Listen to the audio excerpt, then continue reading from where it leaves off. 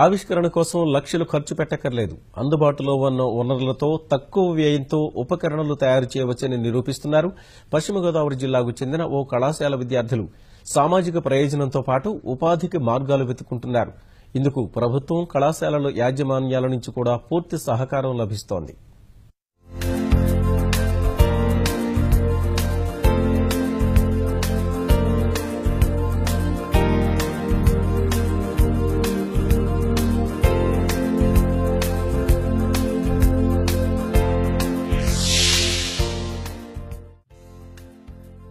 ఇది భీమవరంలోని SRKR engineering కళాశాల. వినూత్న ఆలోచనలను ప్రోత్సహిస్తే సమాజానికి మేలు జరుగుతుందని గ్రహించిన ఈ కళాశాల యాజమాన్యం ఐహబ్ ఏర్పాటు చేసింది. ఇందులో విద్యార్థులు సృజనాత్మకతకు పదును పెడుతూ అద్భుత ఆవిష్కరణలు చేస్తున్నారు. ఎవరైనా ఇక్కడకు వచ్చి తమ ఆలోచనలను కార్యరూపంలో పెట్టేందుకు అవసరమైన సామాగ్రి, కంప్యూటర్లను యాజమాన్యం అందుబాటులో ఉంచింది. ఇప్పటి వరకు ఇక్కడి విద్యార్థులు 150 ఆవిష్కరణలు చేశారు. వీటిలో కొన్ని ఎంతగానో అబ్బురపరుస్తున్నాయి.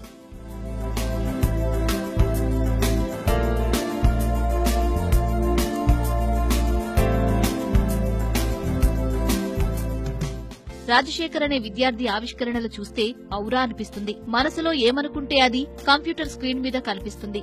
ఏ పని చేద్దామనుకుంటే ఆ పని జరిగేటట్లు ఓ ఆవిష్కరణ చేశాడు. ఇంట్లో లైట్లు, ఫ్యాన్లు వంటివి ఆన్ ఆఫ్ చేయడం మనసు ద్వారానే చేసుకోవచ్చు.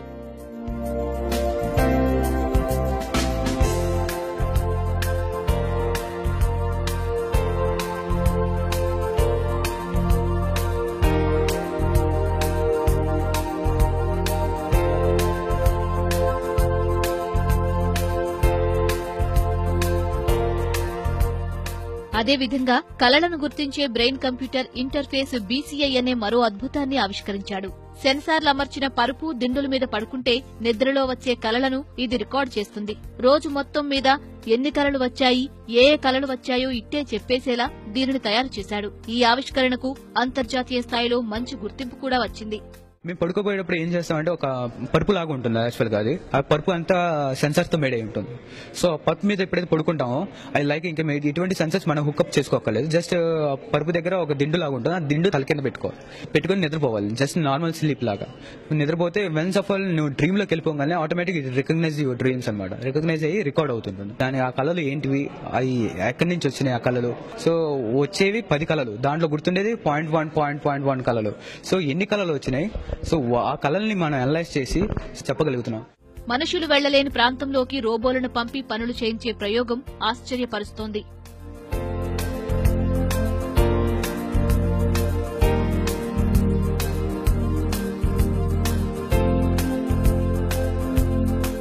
లో అలాంటి ప్లేసెస్ లో మనుషులు వెళ్ళలేని ప్లేసెస్ లోకి రోబోని పంపించి మనం వరల్డ్ లో ఏ ప్లేస్ నుంచి అయినా మనం దాన్ని కంట్రోల్ చేయొచ్చు. ప్లస్ అక్కడ ఏం జరుగుతుందో లైవ్ వీడియోని మనం స్ట్రీమ్ చేసుకుని ఇంట్లో చూడొచ్చు.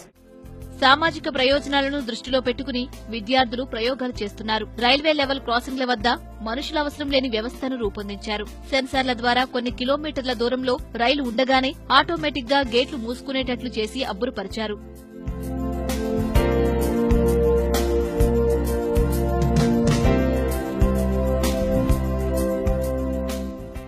రాత్రిపూట వాహనాలు నడిపేవారు నిద్రమత్తులో జారుకుంటే వాహనం ఆగిపోయేలా మరో సాఫ్ట్వేర్ కనిపెట్టారు. వాహనాల కదలికలను బట్టి ట్రాఫిక్ సిగ్నల్స్ పడేలా చేసిన ప్రయోగం ఆకట్టుకుంటోంది. ఈ రోజుల్లో ట్రాఫిక్ అనేది ఎక్కువ అవుతుంది. చూసుకుంటే ఒకవేళ అక్కడ ఎక్కువ వెహికల్స్ ఉన్నా, 2-3 వెహికల్స్ ఉన్నా 60 సెకండ్స్ రెడ్ లైట్ వచ్చినా అలాగే వెయిట్ చేయాలి. ఒకవేళ 100 వెహికల్స్ వచ్చినా వాళ్ళు 60 సెకండ్స్ వెయిట్ చేసి మళ్ళీ రావాలి. సో అలా కాకుండా ఎన్ని వెహికల్స్ అయితే ఉన్నాయో అలా చూసుకుని దాన్ని బట్టి ట్రాఫిక్ సిగ్నల్స్ అనేది మారుతూ ఉంటాయండి. సో దానివల్ల మనకి టైం సేవ్ అవుద్ది. సులువుగా క్యాన్సర్ కణాలను గుర్తించే ప్రయోగానికి ఓ విద్యార్థిని ప్రాణం పోసింది. ఇది ఆచరణలోకి వస్తే వైద్య రంగంలో విప్లవాత్మకమైన మార్పులొస్తాయని చెబుతోంది.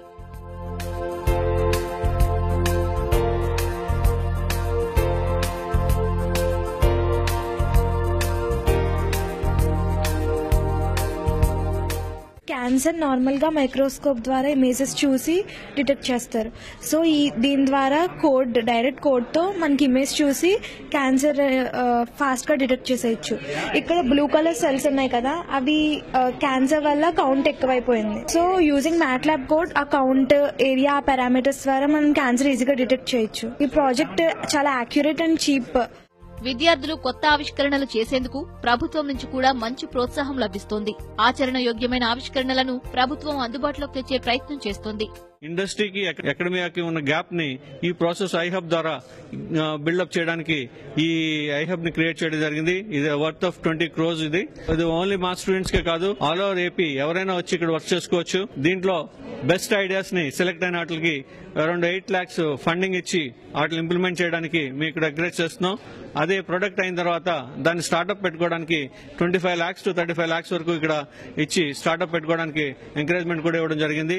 స్థానికంగా ఉన్న విద్వత్తుని టాలెంట్ ని ఉపయోగించుకుని మనం చేస్తున్నాం.